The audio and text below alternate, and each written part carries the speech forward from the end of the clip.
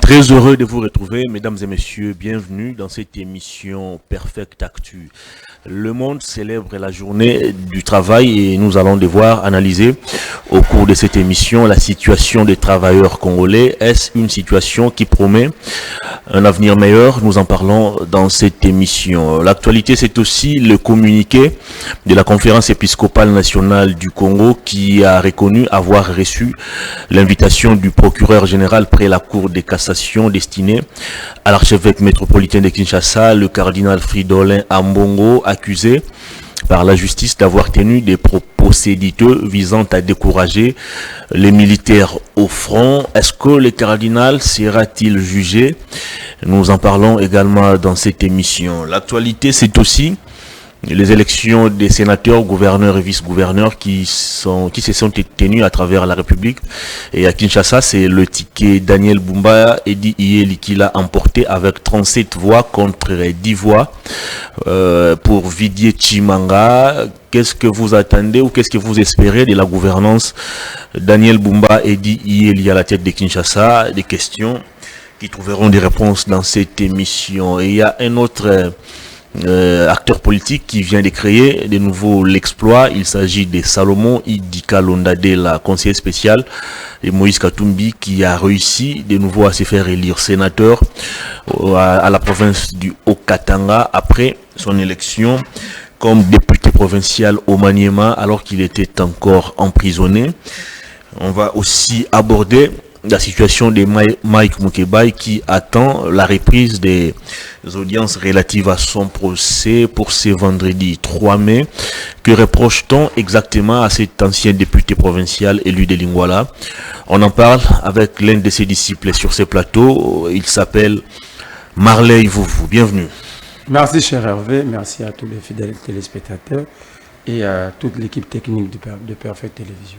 Comment allez-vous? Un peu en retard aujourd'hui. Qu'est-ce qui s'est-il passé? Je suis en retard parce que hier j'ai été victime d'une attaque venant des personnes non autrement identifiées, mais selon mes enquêtes sur Rond-Point Gambela, ce sont la Force du Progrès qui m'ont pris ma veste, mon porte-monnaie avec 100 $ et 30 000 francs.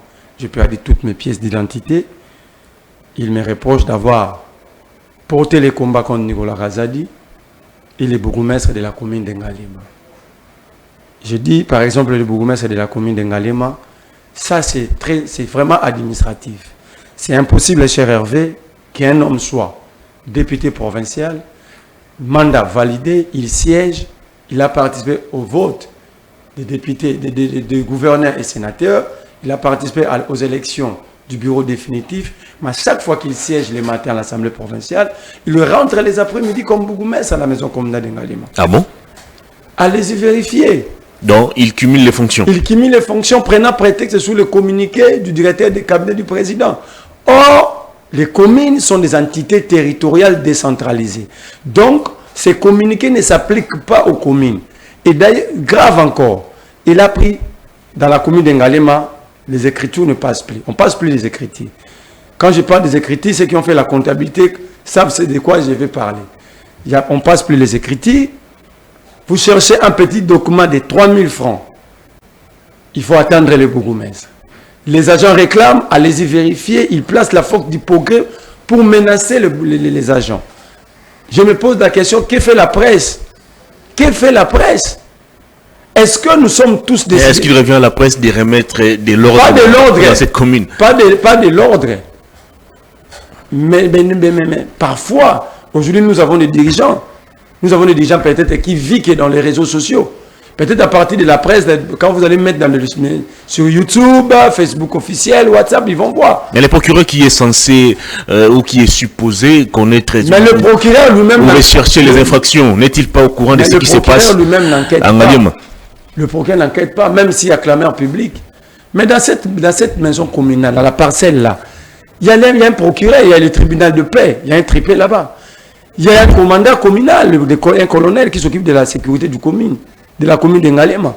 Il y a l'agence de l'ANR communale. En face, c'est la résidence du président de la République. En face, c'est supposé que tous les agents qui travaillent à la CNS, les agents de sécurité qui s'occupent de la sécurité de la maison du président, il y a des restaurants à la maison communale, ils mangent là-bas. D'abord, il faut rappeler que ces bourgmestres avaient été suspendus la au commune début était scellée par premier mandat du chef de l'État. Le drapeau du Congo était mis en berne et le drapeau de la Force du Progrès au-dessus. Le président sortait, entrait, parce que c'est sa résidence, il voyait. Je me pose la question, nous sommes dans quel pays? Merci. Et réclamer cela, la réponse, c'est que vous devez être attaqué. Est-ce que, je ne peux pas dire que ces gens sont inconscients, est-ce qu'ils comprennent ce que nous faisons? Aujourd'hui, ces messieurs-là bloquent l'activité de la commune. Ils bloquent l'administration publique. Ils bloquent l'administration publique. Imaginez que vous avez besoin d'une attestation de naissance. Lui, il est à la plénière ici. Donc il faut, même si c'est une urgence, vous devez attendre jusqu'à ce que lui il va finir à l'Assemblée provinciale et rentrer là-bas comme bourgmestre. Mais le pouvoir est décentralisé. Il y a des services au niveau des différentes maisons communales. Mais allez-y vérifier la raison pourquoi tout doit être centralisé. Raison pour laquelle il a mis la Force du Progrès là-bas. Et ces Forces du Progrès touchent 20 000 francs le jour. Ils sont au nombre de 15. Là où les agents de la commune ne sont pas payés, là où il n'y a même pas de carburant à mettre dans des groupes électrogènes pour faire fonctionner les activités de la commune, on fait accepter même aux assujettis le papier duplicateur et les carburants. Mais le moins le bourgmestre c'est à 20 000 francs chaque jour d'entretenir, entre guillemets, la Force du Progrès, que moi je traite de Koulouna. Merci. Mais que fait maintenant le commandant de la commune? Que fait tout le service? Que font les services qui sont là? Je suis très désolé, mais je leur dis, nous allons continuer jusqu'à ce que le pays va être remis sur le bon chemin. Très bien. Élection des gouverneurs à Kinshasa. Je le disais à l'entame de cette émission, le ticket Daniel Bumba Edi Yelila emporté avec 37 voix. Vous avez, durant la campagne, décrié ces tickets, vous l'avez fustigé, mais finalement les députés ont fait confiance ou ont répondu au mot d'ordre de l'Union sacrée. Daniel Bumba, désormais gouverneur, il va donc succéder à Gentini Ngobi Lambaka. Est-ce que Kinshasa, comme capitale, va-t-elle rayonner après cette élection? Je vous donne les éléments. Avant de vous donner les éléments, je vous dis d'abord la ville de Kinshasa est maintenant contaminée, souffre maintenant de la VIH. La ville maintenant souffre de la VIH. Pourquoi? Parce qu'on nous a placés au sommet de la ville les anges que les dieux envoient comme dernier messager avant de faire disparaître une ville. Cher Hervé, d'abord quand vous parlez de l'union sacrée n'existait pas. Ces groupes-là, c'est un groupe de gens qui s'arrangent pour jouer dans le comment on appelle ça? Au loisir. Parce que l'union sacrée n'a même pas un document officiel, ni un numéro d'agrément, ni F90. Ni F90, j'ai dit bien. Donc c'est un groupe de gens qui écrasent l'État, mais qui sont incapables de se conformer à l'État. Vous comprenez bien ce que je veux dire? Les gens qui sont incapables de s'organiser, de se conformer à l'État, aux exigences de l'État. Raison pour laquelle il y avait que des candidats Union sacrée. Tous ces candidats, tous ces tickets étaient tickets Union sacrée. Mais vous allez voir, ils étaient allés tous en indépendant. Parce qu'ils ne pouvaient pas porter le chapeau Union sacrée parce que l'Union sacrée légalement n'existait pas. Alors, lorsqu'un groupe des illégaux dirige le pays, conséquence, le pays est dans l'état où il est. Je réponds à ta question. Premier élément, on a placé un confusionniste au sommet de la ville. C'est-à-dire, Daniel Bumba dit la ville a 9000 km. 9000, avec précision. 9000 km. Alors que la ville, son discours devant les députés, fin campagne. Alors que la ville a 9965 km. Quand vous ne connaissez pas la superficie de la parcelle achetée par vous, comment vous allez construire? Simple élément. C'était un lapsus peut-être. Il a dit document en main. C'est son discours préparé. C'est supposé qu'il a eu le temps de faire la mise en bouche. Papier en main devant le député. Il ne connaît pas la superficie de Kinshasa. Il parle de 9000 km pendant que la ville a 9965 km. Ça, c'était facile à savoir. Il pouvait taper même sur Google. Donc, c'est un fainéant des recherches qui est maintenant gouverneur. Deuxième élément, il dit l'OGDEP, l'agence qui s'occupe des panneaux publicitaires, des recettes de la ville, la taxe sur la publicité. Sous Kimbuta, cette agence mobilisait 700 000 $, moi, selon Daniel Bumba.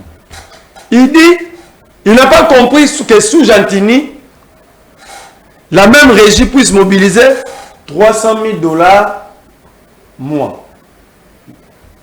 Mensuel, là, je parle de mensualité. Mais lui, il va mobiliser 1 300 000 ans. Or, tout calcul fait, 3 fois 12 sous Gentini, ça fait 3,6 millions. Or, lui, il va mobiliser, ça c'est 3,6 millions ans. Lui, il va mobiliser 1,3 ans. Donc, il va faire perdre la ville. Il a parlé d'1 million le mois. Le discours est là. Donc, il vous dit déjà en avance, moi, Daniel Bumba, gouverneur, je vais vous faire perdre 2 300 000. Donc, il vous l'a dit.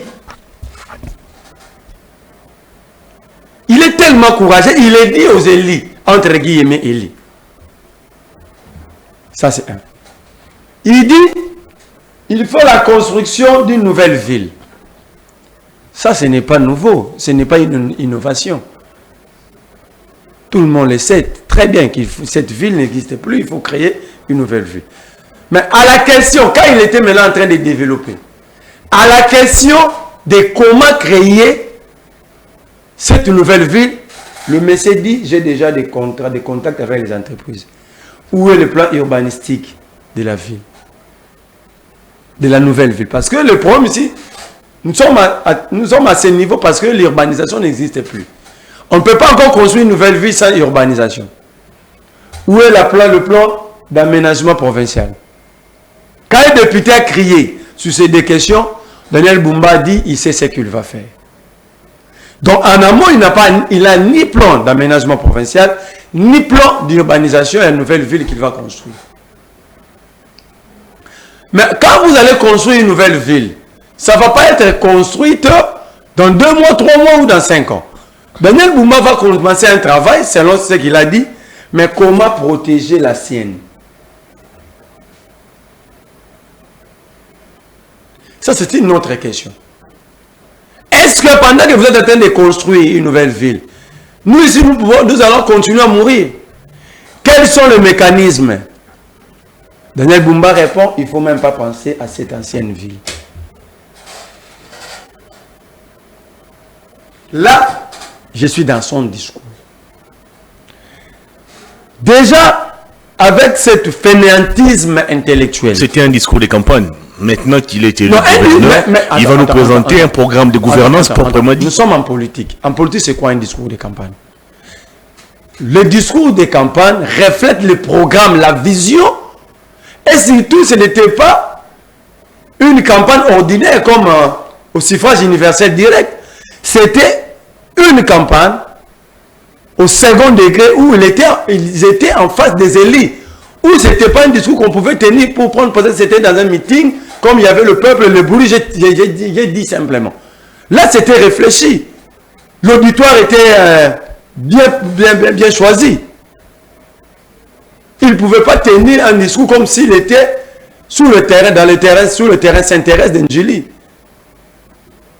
Donc, moi, j'ai retenu. Donc, quand vous prenez les 700 par mois sous Kimbuta, fois 12, ça nous fait 86. Donc, 8,6 millions. Gentini nous a fait perdre 5 millions. Lui, il décide, déjà va être gouverneur, il va nous faire perdre 2,3 millions. 300 millions. Donc, en fait, ici, la ville est maintenant entre le très mauvaise main. Mais qui est son colistier? Un mafieux.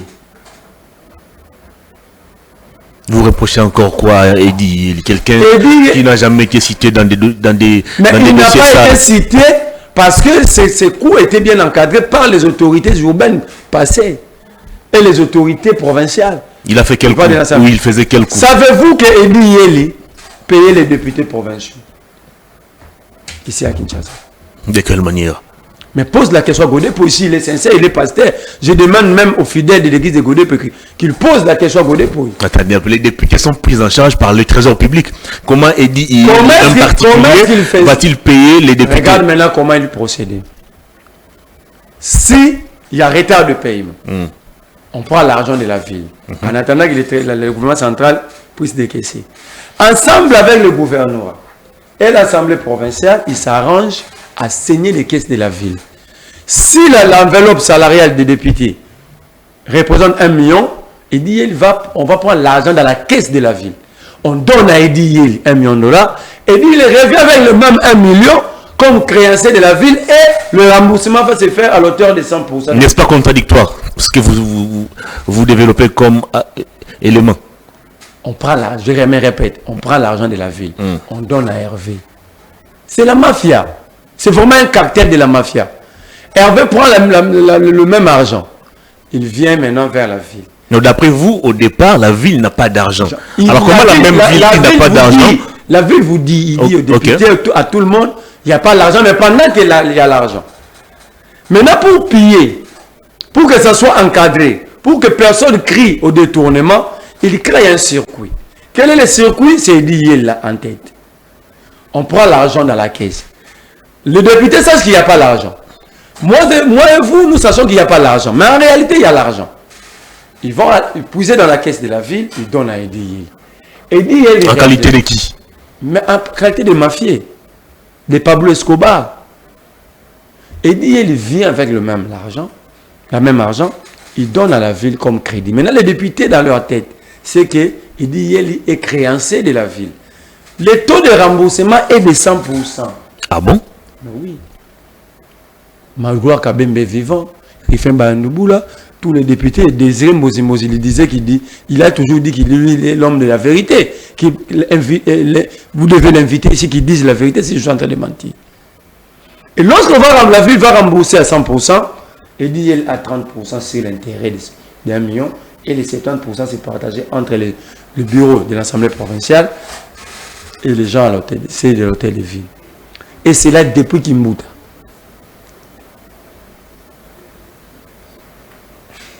C'est en termes de millions et de millions et de millions de dollars. C'est ça l'enrichissement des dits. Alors dites-moi, un habitué de ce genre de coups qui va gérer des milliards de la ville, parce que vous devez retenir, la ville a 1 600 000 motos. Ok?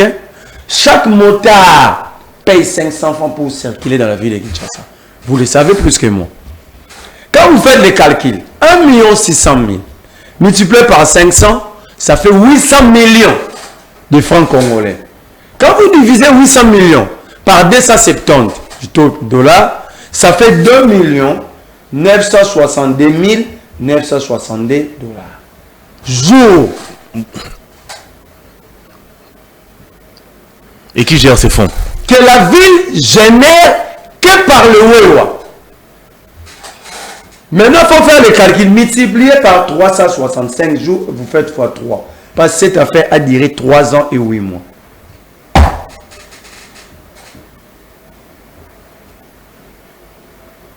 Est-ce qu'on peut se regarder en face? On regarde l'état de la ville, on fait ces simples calculs, rien que par le Wewa. Vous dites que nous sommes sérieux. Mais qui gère ces fonds? Mais la ville. Est-ce que l'inspection générale des finances est au courant? Mais ils nous suivent. Je crois que même ces services nous suivent. La ville a plus de 420 000 taxis bis et bis qui font le transport en commun. Les 420 000 payent 1000 francs le jour. Faisons les calculs. Ça, c'est dans le secteur de transport. Chaque motard paye l'autorisation de transport par trimestre, 28 000 francs. Multiplié par 1 600 000 motos.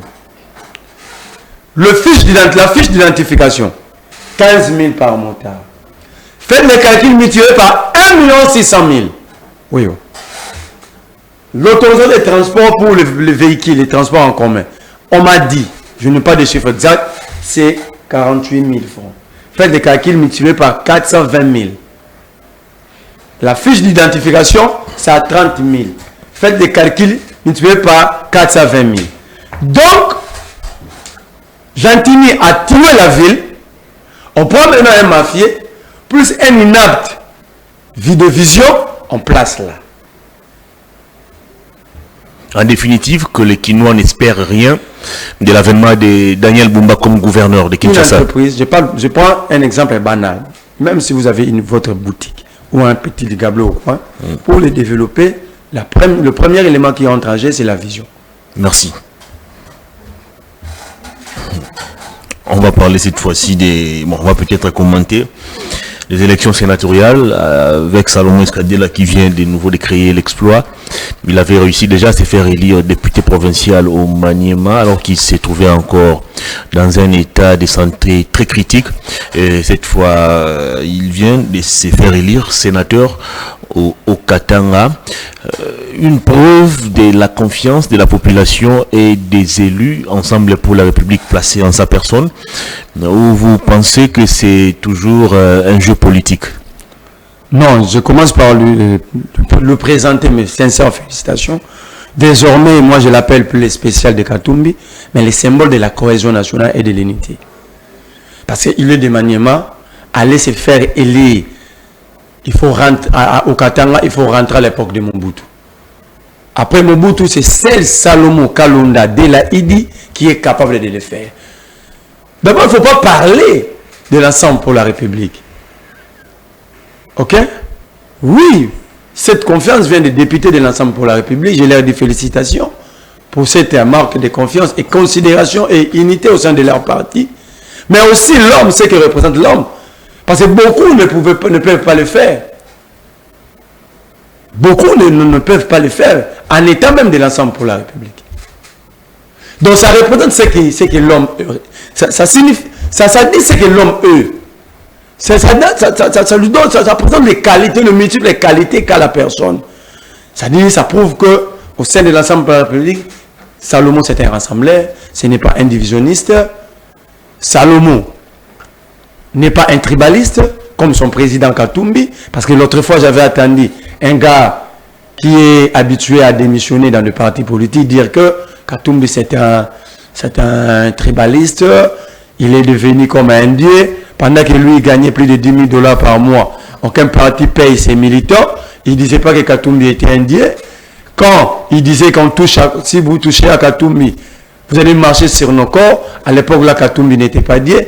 Parfois nous sommes des hommes politiques, nous devons faire référence à nos discours passés.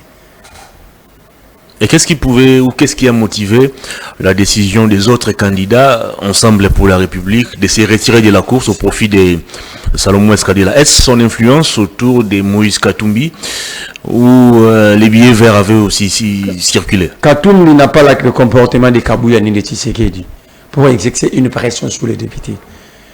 Katumbi c'est un homme d'État et Katumbi sait qu'un député élu, il n'est pas son travailleur. Il travaille pour la nation, pour la province.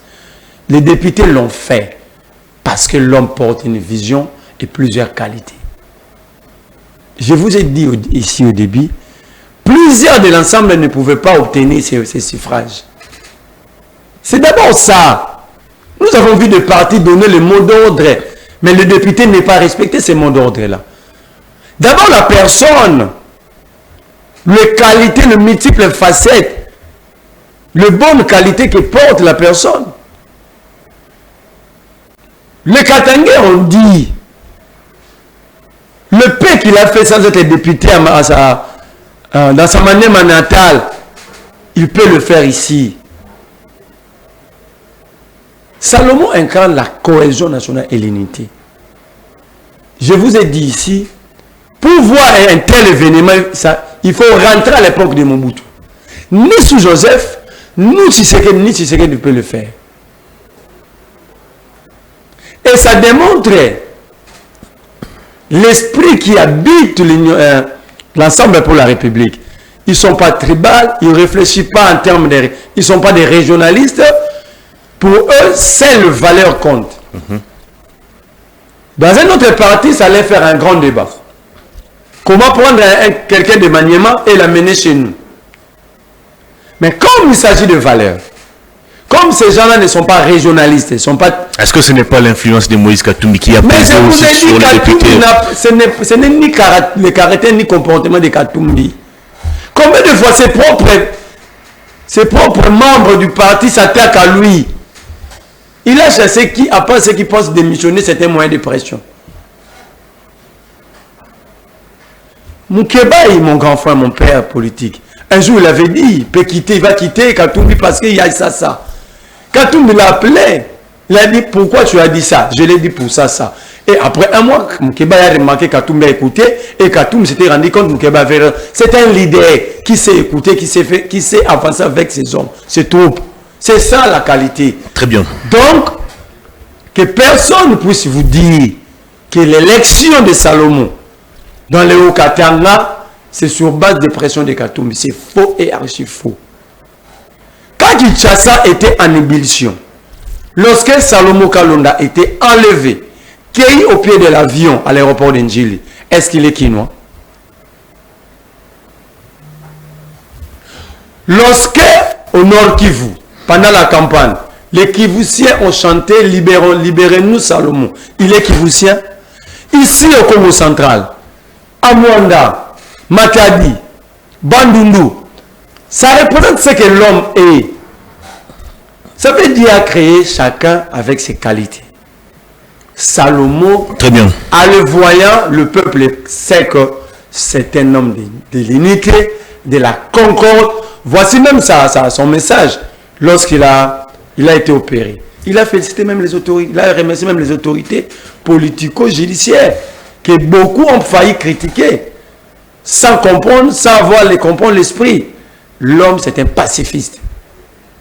Ce n'est pas un rancunier, il ne va pas aller dans le règlement des comptes. Merci beaucoup. Il a compris, c'est une étape de la vie, c'est passé. Aujourd'hui, il est maintenant là pour servir le peuple via la province du Katanga. Très bien. Pratiquement une année depuis sa détention, Mike Moukébaï sera face au juge. C'est vendredi 3 mai. Pourquoi avoir attendu très longtemps comme ça pour les présenter devant ces juges naturels? La réponse est simple. La voyou-autocratie. Le banditisme au sommet de l'État. Ouais. Si on n'était pas dans un État bandit ou voyou, Moukébaï allait être jugé et condamné depuis longtemps ou acquitté. Parce que dites-moi, une année après, vous allez les juger pour quel motif? D'abord, pourquoi il est poursuivi? On dit qu'il est un Kassaïen rebelle. C'est un Kassaïen rebelle qui s'attaque à son frère Kassaïen. C'est l'unique réponse que je peux vous donner. C'est un Kassaïen rebelle. Mais j'ai dit aux juges qui vont juger Moukébaï, ils ont l'occasion de démontrer qu'ils ne sont pas malades. C'est ce que je peux dire. Très bien. On attend cette audience, question de savoir. Je serai là moi-même. Je vais être là. Je ferai tout mon moyen pour être là. Est-ce qu'on peut espérer voir Moukébaï être relaxé? D'ailleurs, c'est un homme libre, mais emprisonné. À la place de Moukébaï, là où Moukébaï est maintenant, c'est la place de Nicolas Kazadi. Nicolas Kazadi devait être même le chef cuisinier de la prison de Makana. Son dossier se trouve déjà au niveau de la justice. Dans les prochains jours, on va peut-être assister à des audiences. Je me dis pourquoi le procureur nous fait perdre les temps. Nicolas Kazadi a dit la vérité. un poteau lampadaire coûtait $1 le jour de son briefing. Mais lui, il a décaissé 5 000. C'est suffisant, non? Parce que j'ai vu un juriste défendant Nicolas Kazadi dire que nous devons parler au conditionnel. Nicolas Kazadi, c'est un présumé, jouit de la présomption d'innocence. Je lui réponds, si ce n'est pas un avocat, c'est un avocatier. C'est un avocatier. Ou un avocat vraiment dans le sens propre d'un fruit. Merci beaucoup. Il y a deux formes de présomption. Il y a la présomption d'innocence, mais il y a aussi la présomption de culpabilité.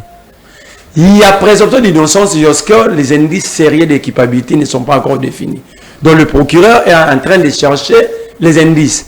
Mais ici, nous sommes en face d'un monsieur qui lui-même a confirmé les indices. Lorsqu'il a dit un poteau lampadaire coûte jusqu'à aujourd'hui $1 200, mais moi, Nicolas Kazadi, j'ai donné 5 000 par lampadaire. Là, maintenant, il y a des indices sérieux d'équipabilité qui pèsent sur lui, donc nous allons utiliser la présomption d'équipabilité. Permettez-moi de citer dans une minute. Nicolas Kazadi a tenté de fuir le pays. Comment ça? Il était dans la suite du président. Non, il n'était pas dans la suite du président.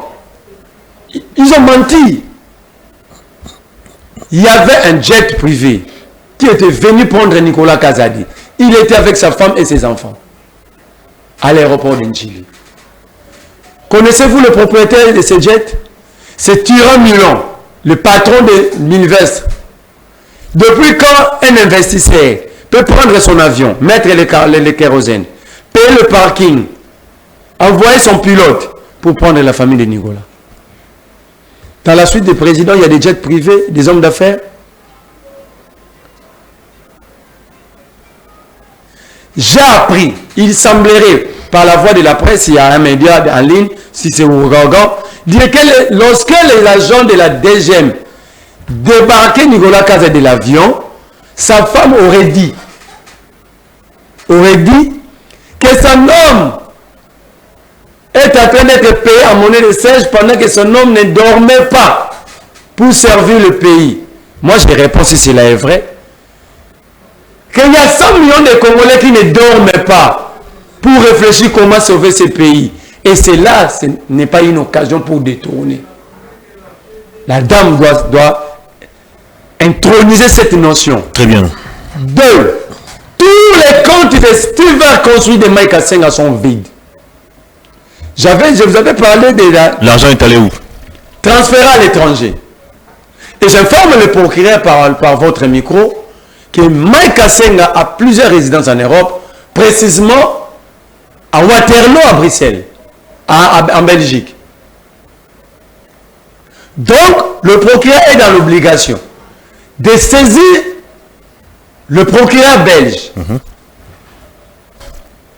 le plus vite que possible, avant que cet argent quitte encore l'Europe pour l'Amérique ou je ne sais pas moi l'Asie.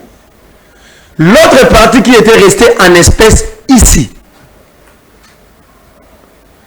c'est dans un bureau d'échange à Kinshasa.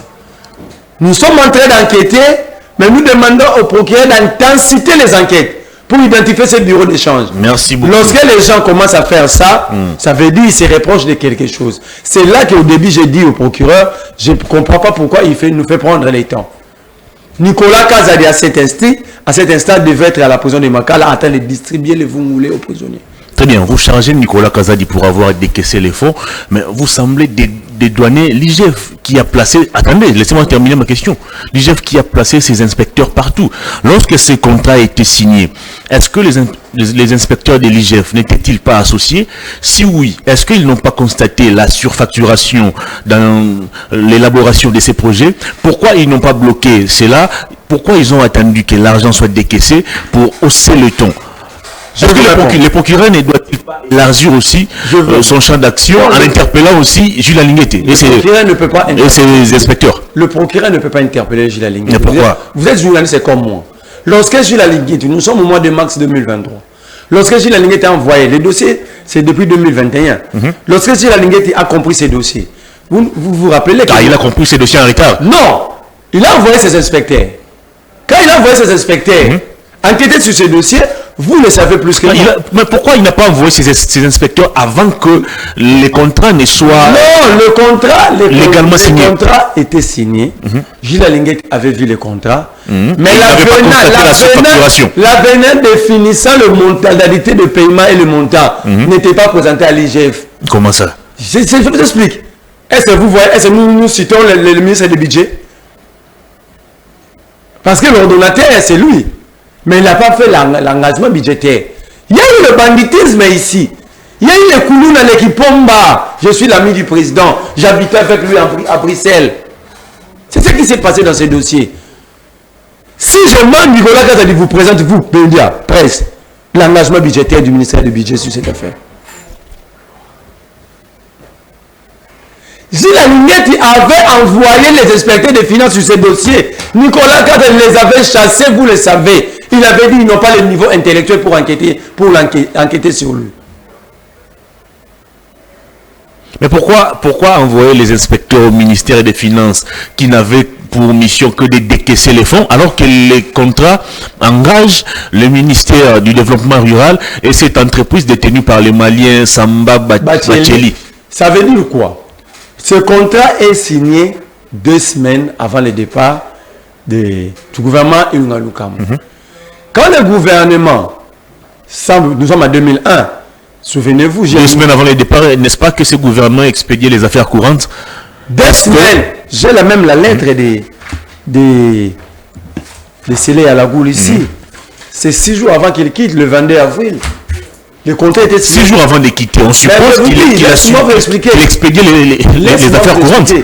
Le contrat était signé entre le ministère du Développement Rural et Mike Asenga 2 semaines avant le départ du gouvernement Ilunga Lukamba. Donc le gouvernement où les Célé à la Goule étaient... Alors question, un gouvernement réputé démissionnaire peut-il se permettre d'engager les fonds de la République dans un projet pareil? Le gouvernement Ilunga Lukamba n'avait pas engagé, la lettre de Célé vous dit tout.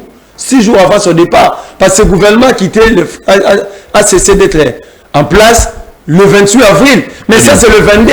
C'est là où il sollicitait d'abord un montage. Il dit ceci. Attends, je vous fais la lecture. Concernant la demande d'un engagement financier, date le 22 avril 2021. Transmis à son Excellence, Monsieur le Président de la République. Parler de la nation. À son Excellence, Monsieur le Premier ministre et chef du gouvernement, hôtel du gouvernement. À Monsieur le Vice-Premier ministre des Finances. Voilà peu copie pour un va. Lisez l'essentiel. Monsieur le ministre et chers collègues, j'ai l'avantage d'acquérir réception de votre lettre mieux identifiée en concerne et vous remercie. Il fait ensuite, et suivant les instructions de la haute hiérarchie, je marque mon accord pour la conclusion d'un engagement financier envers les concessions Steven Condé et les autres entreprises. Pour la réalisation de la première phase du projet d'installation de 1000 unités intégrées de forage. Toutefois, les termes finaux du montage financier devront être préalablement soumis à mon ministère. Nous sommes le 26 de 22. Or, le 28, ce gouvernement n'était plus en place. Même quand vous lisez les rapports de l'ODEP, le décaissement a commencé au mois de janvier, de juin 2021, alors que ce gouvernement avait cessé d'être ministre au mois d'avril. Donc, le gouvernement Ilunga Lukamba n'est pas responsable. C'est le responsable de cette affaire dans le gouvernement Ilunga Lukamba, c'est le ministre du Développement Rural. Maintenant, il faut poser la question. Quand maintenant, cela avait sollicité le montage financier, où est la demande du montage financier de Nicolas Kazadi?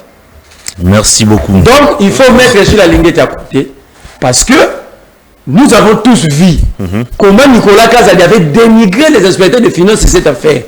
Il les avait traités de son niveau. Ils n'ont ni qualité ni niveau d'enquêter sur lui. Merci. Et aujourd'hui, tous les prédateurs se sont organisés pour obtenir le départ ou la tête de Gilles Alinguet. Nous leur disons, oui, c'est l'union sacrée. C'est l'union sacrée. Mais le peuple attend l'argent. Qui a pris l'argent? Merci beaucoup, Marley Vouvou. On va parler cette fois-ci de la situation des travailleurs congolais. Nous sommes aujourd'hui mercredi 1er mai. 1er mai plutôt, nous commémorons la journée du travail d'une manière globale. avoir l'environnement du travail en RDC, est-ce que vous pensez que ça assure un avenir meilleur ou vous pensez qu'il y a encore beaucoup à faire? Malheureusement, le président est en train de jouer au football. Comme nous avons un président envière, quand il a vu la photo de Macron avec les Drogba, de Bayor et autres, les Thierry Henry, les Arsène Wenger, le président a pris vite l'avion pour aller aussi en France, jouer aussi, donner corps à ce que Kaboul avait dit que le président de la République était un ancien goalkeeper, le meilleur d'ailleurs qui a arrêté plus de pénaltys. Voilà, le président a porté la varèse de Simon Passy, le gardien de l'OPA, en France. Je dis bravo à lui, mais je ne vois pas Zelensky aller jouer au football dans un match de loisirs pendant que son pays est occupé et attaqué. Ça, c'est une leçon pour tous les Congolais et d'être responsables de leur choix à l'avenir. À ta question, les Congolais, il n'y a pas de travailleurs congolais. Les Congos ont 96% de chômeurs. Déjà, pour comprendre qui est travailleur, il faut lire les codes du travail. Les codes du travail définissent un travailleur comme celui qui est sécurisé par un contrat dûment ratifié du travail. Or, ceux qui travaillent dans des chantiers, chez les Indo-Pakistanais, ne sont pas travailleurs. Ils ne sont pas sécurisés. Même ceux qui travaillent dans les entreprises privées ici sont des détenues par des Congolais. Sont des sous-traitants sans contrat. Donc on ne peut pas parler de travail au Congo parce que les gens ne travaillent pas. Seul travail au Congo, c'est le pastorat, la musique et la politique. Parce que le militaire, nous n'allons pas parler du travail. Pour le policier militaire. Mais pour le P, les 4% qui ont le travail, comment est-ce qu'ils sont pris en charge? Ils sont pris en charge de la manière la plus catastrophique que l'humanité n'a jamais connue. On paye un travailleur congolais, fonctionnaire de l'État. Je ne peux pas aller dans le secteur privé parce que c'est à l'État de réglementer.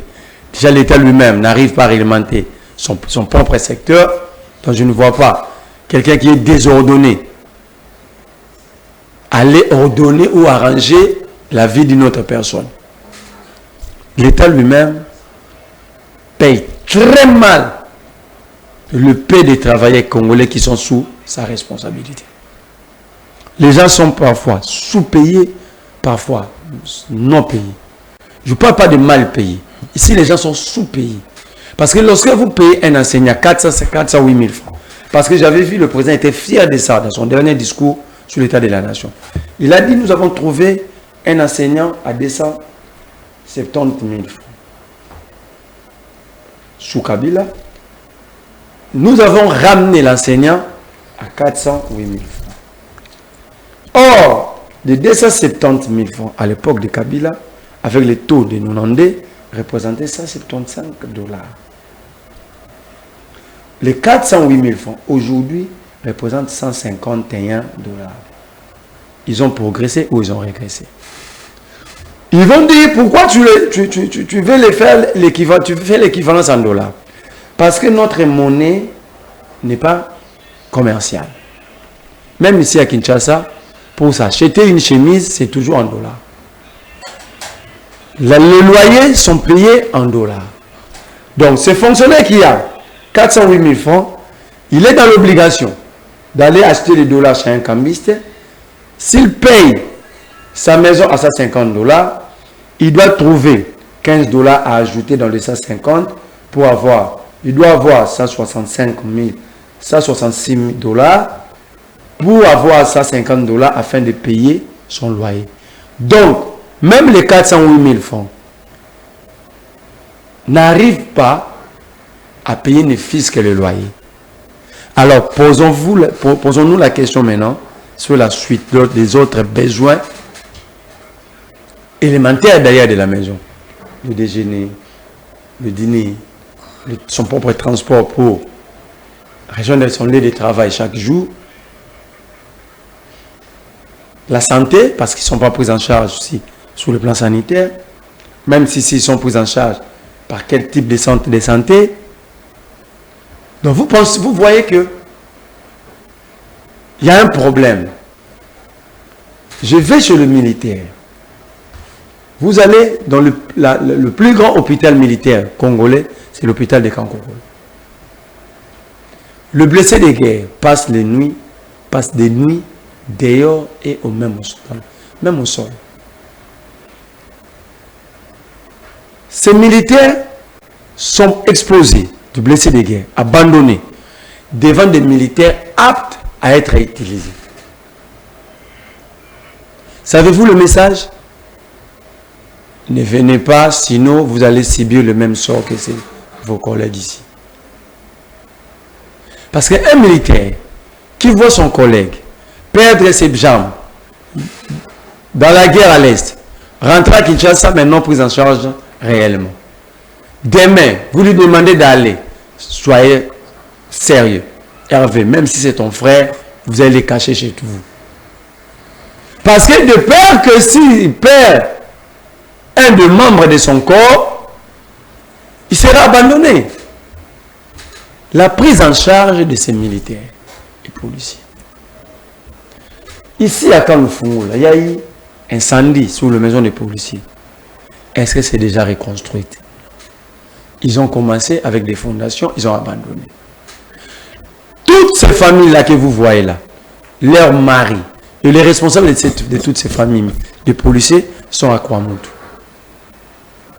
Est-ce que leur morale sera au zénith? Je vous donne les faits. Parce que ce sont aussi des agents publics de l'État. Parce que le code de bonne conduite des agents publics de l'État définit un agent public de l'État comme toute personne énumérée par l'État. Il y a un problème. Les habitations de nos policiers, les écoles, où est-ce que les enfants de nos militaires et policiers étudient? Le centre de santé, les hôpitaux pour les militaires et policiers, le MES. Donc là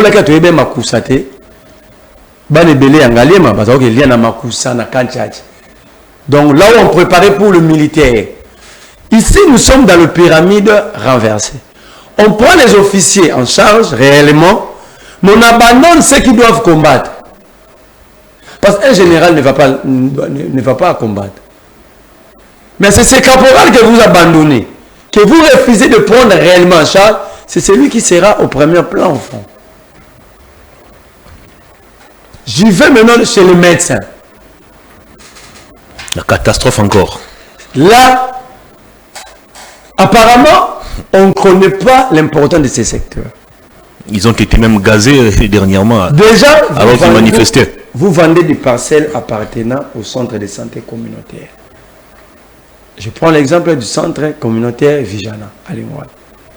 Au lieu de construire de nouveaux bâtiments pour élargir les champs de ces centres de santé, moderniser, vous préférez vendre aux particuliers, construire des flats hôtels et des appartements. Donc, ça veut dire il y a un réel souci de détruire. Parce que moi, je vois un grand terrain ou un centre construit pendant l'époque belge, on pouvait moderniser en construisant même un centre de 3-4 niveaux avec des blocs opératoires. Mais vous avez préféré vendre. Comment est-ce que, parce que le médecin diagnostique, prescrit, c'est l'infirmier qui fait, ce sont les infirmiers qui font suivi. Mais ces infirmiers-là ne sont pas payés. Ils ont des arriérés. Réclamer leurs arriérés, c'est synonyme d'être gazé. Un corps de prestige maltraité devant tout le monde. Qui ont gazé les infirmiers et le médecin, des personnes très mal prises en charge encore, des policiers. Donc un esclave est en train de gazer un autre esclave. Ils obéissent aux ordres, aux ordres qu'ils reçoivent. Aux prédateurs, aux oppresseurs. Parce que ceux qui donnent les ordres ne sont pas esclaves, sont des riches, des familles des oligarques, ceux qui pillent le Congo. Pensez-vous, ceux qui nous ont aidés à ne pas mourir pendant la Covid ne sont pas payés jusqu'au jour. Certains sont même décédés sans jamais toucher leur prime. Ça, en gros, parce que nous sommes dans une émission, on ne peut pas tout dire. En gros, c'est le tableau que j'ai essayé de peindre de la situation de ces 4% des travailleurs congolais. Alors là, vous avez parlé de ceux qui travaillent chez l'État. Maintenant, ceux qui sont chez les privés. Mais justement, parce que quand un privé va en France, va investir en France, c'est la législation française qui le prend en charge. Et il est dans l'obligation de respecter cette législation. Et quand il vient, déjà il vient ici, il veut investir dans le secteur de l'agriculture. Le ministre de l'Agriculture et les conseillers du président sont dans la rétrocommission. Approchez-vous du micro. Sont dans la rétrocommission. Ces gens disent aux investisseurs, vous payez ça, on va au ça. Donnez à nous. N'est-ce pas un adage africain dit que quand vous allez dans un état ou dans une communauté où les gens dansent à droite, vous devez danser à droite. Quand nos dirigeants ne sont pas sérieux, vous n'aurez aucun investisseur sérieux. Parce que ceux qui sont censés encadrer ces investisseurs font preuve du moins sérieux devant ces mêmes investisseurs. La loi sur les petits commerces foulée au pied, et ça n'inquiète personne. Un ministre de l'économie, je parle de ce qui a été destitué illégalement par Eliezer et son groupe, un ministre découvre que les produits pharmaceutiques qui nous sont vendus par les Indo-Pakistanais sont des poudres que nous buvons, sont sous-dosées. J'ai même la preuve de sa lettre à ces entreprises et au président de la République, au Premier ministre. Le ministre Jean-Marie Kalumba. J'ai sa lettre, je vous dis. Organisons une émission, cherchez un député qui n'est pas réélu, qui était dans ce coup-là, mettez-le ici. Il a été destitué parce que les Indo-Pakistanais, ils avaient mis la main dans la poche avec 6 millions à table, recevaient Daniel Safou qui avait pris l'argent, il avait dit il a pris parce qu'il ne peut pas faire destituer un ministre qui a raison. Contacté par qui? Daniel Safou, par Eliezer Tambou. Donc les députés ont estimé bon de protéger des étrangers qui nous tuent des Congolais. Qui nous tue à la place d'un ministre qui fait bien son travail. Le ministre avait découvert que beaucoup de biens de première nécessité, de produits que nous consommons, sont parfois périmés, parfois mal préparés. La lettre existe. La communication du ministre au président de la République, au Premier ministre, au président Mbosso existe. C'est pourquoi les gens, aujourd'hui, vous prenez, vous faites une cure de malaria, 2 semaines après, cette même paludisme continue à vous attaquer. On traite même nos médecins de moins intelligents, pourquoi ils sont incapables de nous soigner, alors que ce n'est pas la faute, ce n'est pas la faute aux médecins, c'est la faute aux usines de fabrication. Et le ministre est dans ses responsabilités, dans ses attributions. Il vous dit, messieurs, vos produits sont sous-dosés. Un monsieur qui a 30 ans, plus de 30 ans, doit prendre un comprimé de quinine à 500 grammes. Mais vous lui vendez un comprimé de quinine de 100 grammes.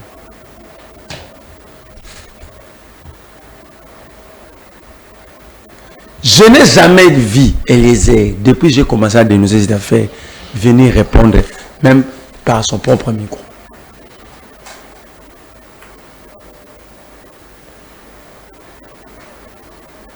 Vous voyez la gravité. Beaucoup des Indiens, des Indo-Pakistanais, Libanais qui exercent ici, sont dans l'inégalité. Ils n'ont pas de permis d'exploitation commerciale. Mais comment ils font pour travailler? Comment ils font pour maltraiter? Poser la question. Lorsque le ministre Jean-Marie Kalumba, que je salue, a décidé de coincer ces gens, le ministre avait même la quitus du président de la République, quand il avait présenté cette affaire au Conseil des ministres. Et comment la situation s'est retournée contre lui? Poser la question à Tshisekedi, au Premier ministre, à Mbosso qui a été saisi, à Bahati qui a été saisi, et comment les députés n'ont pas enquêté, ils ont décidé tout de suite de faire partie. Mais à quel moment l'ordre va revenir dans ces secteurs? Parce qu'à ce jour, les Chinois se permettent de vendre même les beignets. Non, vous avez vu même un Chinois dans un cercle terrain minier, avoir une arme à feu, une arme de guerre. Est-ce que vous avez vu ces garçons dotés qui courent derrière tous les dots et faire une déclaration? Mais à quoi sert l'inspection générale du travail, le ministère des, comment ça s'appelle encore, emploi, travail, prévoyance sociale? Ça sert à quoi? La réalité du secteur du travail. D'abord, la loi sur le PME ne permet pas aux étrangers de faire le commerce en détail. Mais ils le font actuellement. Là, c'est même le code minier interdit aux exploitants étrangers de faire l'exploitation artisanale. Mais ils le font. Ils ne sont pas sanctionnés. Mais je vous dis. L'Assemblée nationale ne fait rien. Ils le font pourquoi? Le ministère ne fait rien. Ils le font pourquoi? Parce que nous sommes dirigés par des accidentés, des malhonnêtes. Je vous ai donné l'exemple de la France. Vous ne pouvez pas quitter ici, créer une chaîne à la France en violation de la législation française. C'est impossible, on vous chasse. On vous retire même de la licence. On peut vous déclarer nos grattes là-bas. Ici, nous blaguons, on nous vend des produits mal préparés, sous-dosés. Le ministre dit, on donne 6 millions aux députés. Les députés font partir le ministre au détriment de nos santé, de nos vies. C'est terrible, hein? Et qui est en tête? Moutalo Barangaï Monalopam. J'ai dit que c'était lui en tête. Pourquoi? Parce que c'était lui qui avait contacté Daniel Saf. Roland Morezawa, ministre Azombrié Batoufa. C'est pourquoi au monde, on a débat l'Assemblée. Le ministre, on avait donné simplement 15 minutes.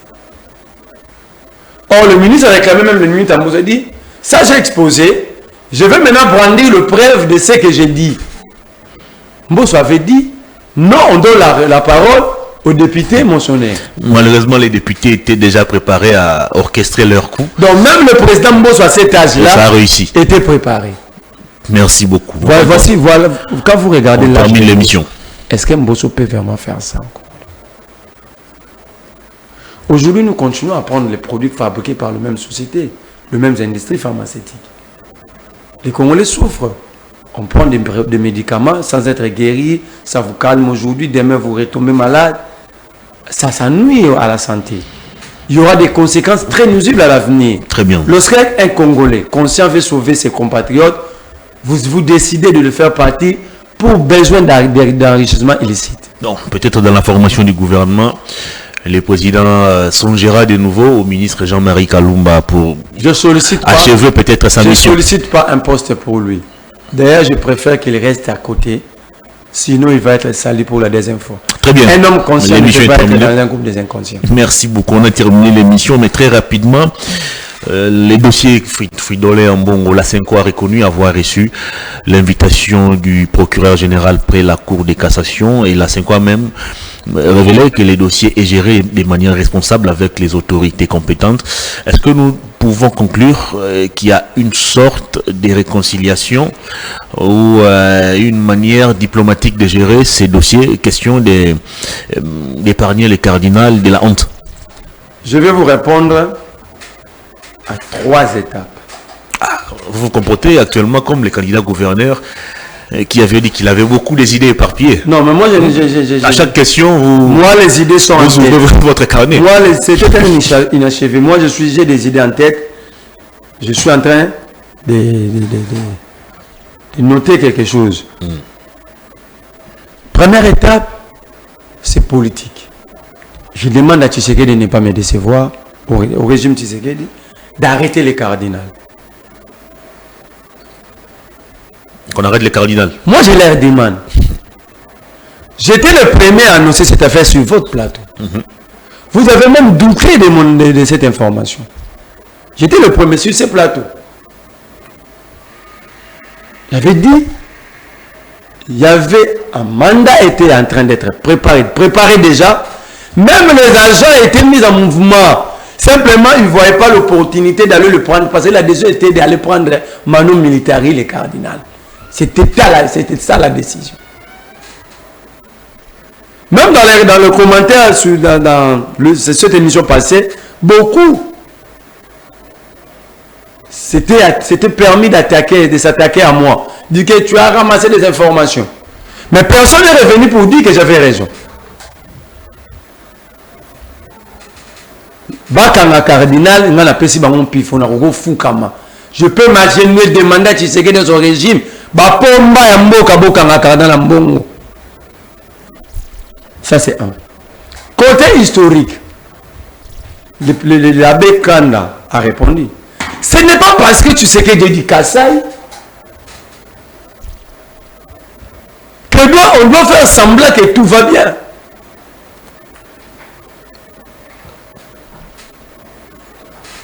Ce pays a toujours été sauvé par l'Église catholique. Lorsque la lutte pour l'indépendance commença, celui qui rédigeait les lettres pour Abako, c'était l'abbé Luanga. Charles Luanga. Ok? Il utilisait les moyens des missionnaires blancs catholiques pour aider son pays à obtenir l'indépendance. L'Église catholique, vous le savez, a joué un grand rôle dans les combats pour l'indépendance du Congo. Mobutu arrive au pouvoir, veut devenir dictateur, Maloula s'est opposé farouchement. Il a été contraint même à l'exil. À l'exil en 1980. Mouzé arrive. Et Tchaou n'a pas permis à Mouzé de museler le peuple.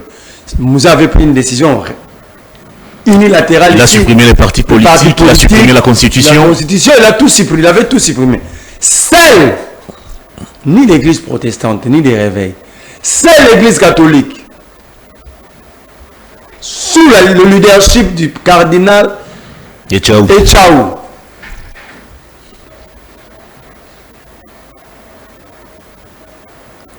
Ndé Baloba na musée, non. Joseph Kabila arrive. Il veut tergiverser, malgré que c'est Tchaou qui avait béni leur mariage. Mais quand il a voulu tergiverser dans la gestion de la République, l'Église n'avait pas tenu compte que la personne qui avait béni le mariage du président Kabila et madame Olivier, mais c'était le cardinal et Tchaou. Le cardinal et Tchaou s'étaient opposés farouchement. Le cardinal Mosengo pour cette fois. Mosengo également. Mosengo a balancé même des mots graves. Il a traité, il a demandé à Kabila, il a dit que le médiocre dégage.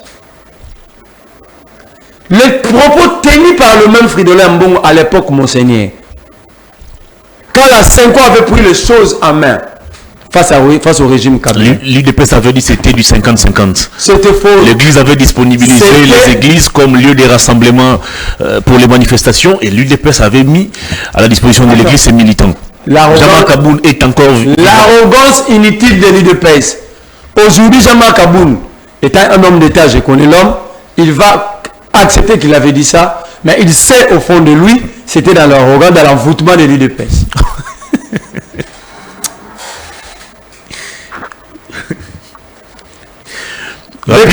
On va terminer l'émission. On arrive à un moment. Mais l'UDPS dit ça. Bon, prénom c'était 50-50. Lorsque Etienne Tshisekedi était mort, où était l'opposition? Dépassé par les événements. Félix aujourd'hui qui fait faire grand. Mais non. Félix fouillait. Souvenez-vous de sa photo avec Geneviève Ilagosi à l'intérieur de l'avion Ethiopian Airlines.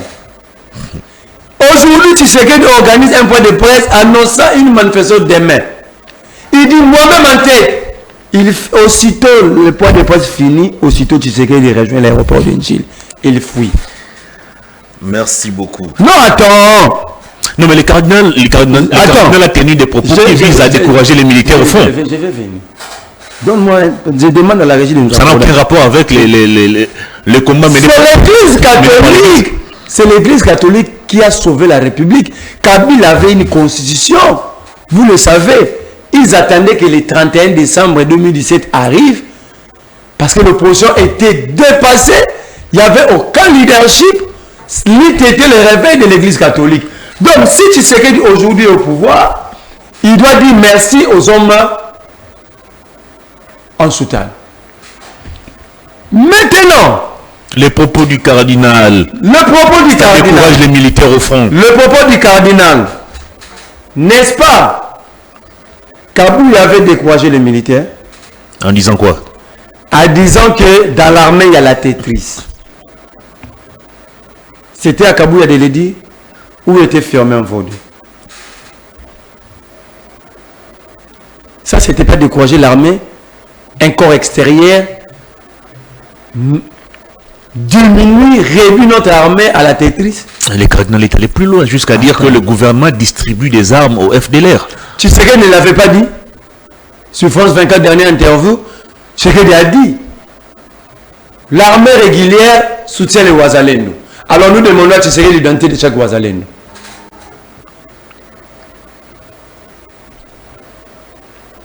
N'est-ce pas Tshisekedi avait dédouané Kagame ici?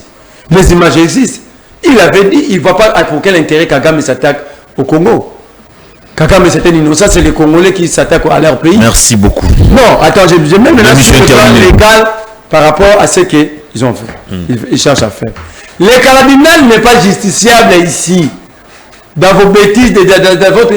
Retirez bêtises. Retirez bêtises. Vous parlez des c'est une bêtise de l'État. C'est une bêtise pourquoi? Là où on attend la justice congolaise, la justice n'est pas là. On détourne chaque jour aussi.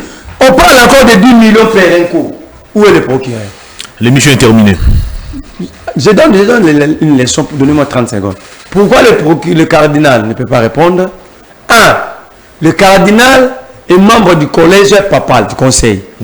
Donc c'est un ambassadeur. Un ambassadeur représente un État dans un autre État. Donc c'est un citoyen, par rapport à sa position, c'est un citoyen du Vatican. Raison pour laquelle le cardinal a un passeport diplomatique. Pose la question à tous ces inachevés intellectuels de l'Union sacrée qui a délivré ses passeports diplomatiques à Ambon. Et ils ont préféré donner des passeports diplomatiques à Jacques-Claude Van Damme. Ça c'est un. Ils doivent retenir. De la même manière, ils ne peuvent pas convoquer l'ambassadeur américain sans l'aval de l'État américain. De la même manière, ils ne peuvent pas convoquer Fridolin Ambon sans l'aval du Vatican. Le Saint-Siège a été saisi. Deuxième élément. L'accord de Latran. Ça, c'est un autre problème. L'accord de Latran.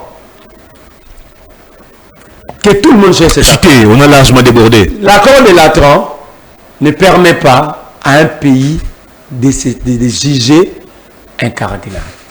1991, et c'est là pour tous les évêques et archevêques. 1901, il y a eu un décret venant du tribunal du Vatican donnant les immunités canoniques à tous les cardinaux. Et pour finir, parce que je ne peux pas entrer, il n'y a pas le temps pour bien expliquer, il y a l'accord entre l'Église catholique Saint-Siège et l'État congolais. Je demande à tout le monde de lire l'article 8. Merci. Donc vous comprenez, de la même manière, ils ont laissé Tshisekedi violer plusieurs traités ratifiés à l'international. Et les accords ratifiés et signés à l'international enleva en violation de tout le droit international, la lever sous le moratoire. De la même manière, ils veulent marcher sur tous les textes pour toucher un mot. Merci et beaucoup. Toucher un mot, si le procureur commet l'erreur d'inviter un bon là-bas, il y aura 80 millions de Congolais. La Senko vous appelle au calme. Les dossiers on ne sera pas calme de manière responsable. Où est Eric Kouba? On attend un procès public pour Eric Kouba, non? Où sont les gens cités par Eric Kouba? On attend un procès. Merci. Kabila qui a dit qu'il va distribuer les armes. Kabila qui a dit que Kabila qui organise la M23 et l'Alliance Fleuve Congo. Quand est-ce qu'il sera interpellé? Fils Moukoro qui avait dit on va distribuer les armes et nous allons éliminer une race de Kingakati. Quand est-ce qu'il fera objet? Tous ces fonds du progrès, c'est détourné. On touche à la République, nous serons là. Ce jour-là, Tshisekedi a la volonté. Je comprends, Tshisekedi avait dit avoir un mandat dans un pays comme le Congo, c'est épuisant. Il ne veut pas démissionner, il a honte de démissionner, il veut partir derrière les dos de Ambongo. Mais si nous allons te donner ce que vous avez besoin. Merci beaucoup Marley. Cette émission est terminée, mesdames et messieurs. Merci de l'avoir suivi. Je vous retrouve très prochainement pour d'autres, avec d'autres invités bien évidemment, mais avec le même plaisir. Au revoir, bonne suite des programmes sur nos antennes.